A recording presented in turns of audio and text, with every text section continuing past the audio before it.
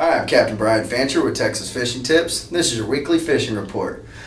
We've had a strong wind and it's made Baffin quite a trick, but I've found some really good redfish up here in the Rocky Slough area. Now, as I've talked about before, you want to get up shallow, as close as you can with your boat up to the shoreline right here. You're going from about 6 foot of water to maybe 2 foot of water up there. It'll get shallower and there's bigger rocks close in. Now you want to target those redfish up in those rocks and in the sand pockets between the grass flats you see. I prefer working a jerk shad, the 5 or 6 inch. I like the gulp jerk shad in a bright color, and I'm just hooking it with a hook, just no weight, no jig head, no nothing, and jerking it along there. Those redfish will find it and they like to eat them.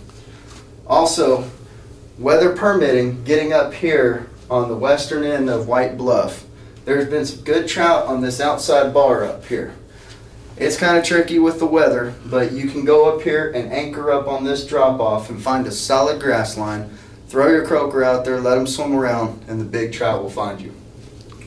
East Clayburg Point up here has had some good fish on there. Again, it's a tricky boat ride, but if you're coming up from this way, once you cross over Alizon, it's pretty smooth sailing along there. And there's a real nice definitive sand line along there that is holding some good trout and the spotty redfish. Other than that, up here along the intercoastal waterway, as you come to the mouth of Baffin, there's some big sand pockets right along here. Now when you find those big sand pockets, take you something like a sand eel or a DOA shrimp and pop them along there. There you'll find some good flounder. They're not little ones. They're big 20+ inch flounder, and they're in there eating right now. Now the beach has been pretty blown out with the weather we've had. It's rough, but it'll lay down. Look for trout in the second gut. Take your croaker over there if you can and toss them up in there and let them swim around.